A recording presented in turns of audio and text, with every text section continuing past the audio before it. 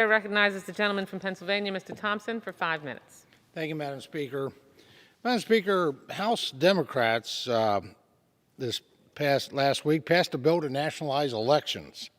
And on a party line vote, Democrats led by Speaker Pelosi passed a bill nationalizing elections in an attempt to maintain power. If ultimately enacted, this would consolidate power and control of all elections in the hands of Speaker Pelosi and the Democratic Party. This bill is an attack on election integrity. Their claims of voter suppression could not be further from the truth. The 2020 election had the highest turnout in 120 years.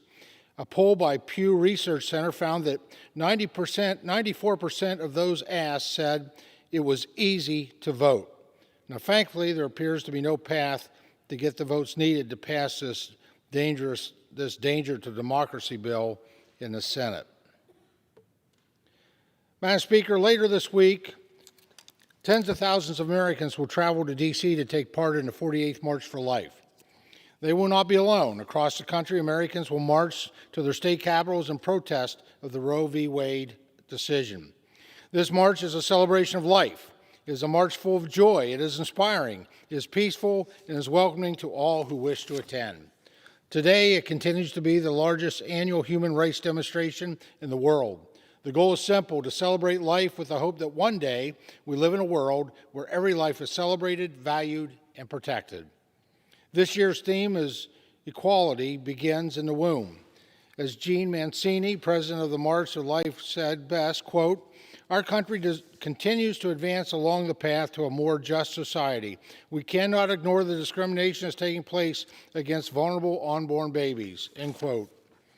In the Declaration of Independence, Thomas Jefferson penned 3 unalienable rights: life, liberty, and the pursuit of happiness. As members of Congress, it's our job to uphold those rights. Since coming to Congress in 2009, I'm proud to be a strong proponent of standing for life and giving a voice to the voiceless. Many of my colleagues have introduced legislation to advance the pro-life causes.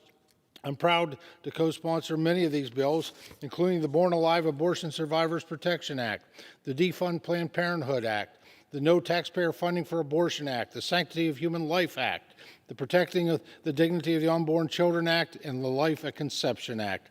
In addition, I proudly stand on this House floor advocating for these policies and thwarting any attacks on the unborn. Madam Speaker, our country is at a turning point. Right now, we are experiencing the most pro-abortion administration in our history.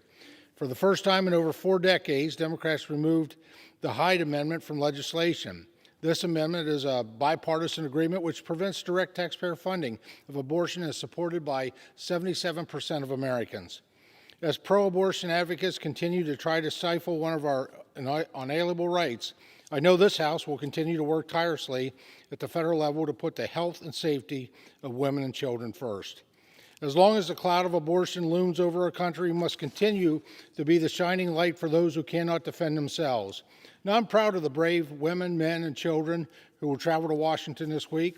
We must always be a voice for the voiceless, and we must continue to build a culture that values life and respects mothers and their children. Ahead of this year's march, I stand here and redouble my commitment to protecting the most vulnerable among us, the unborn.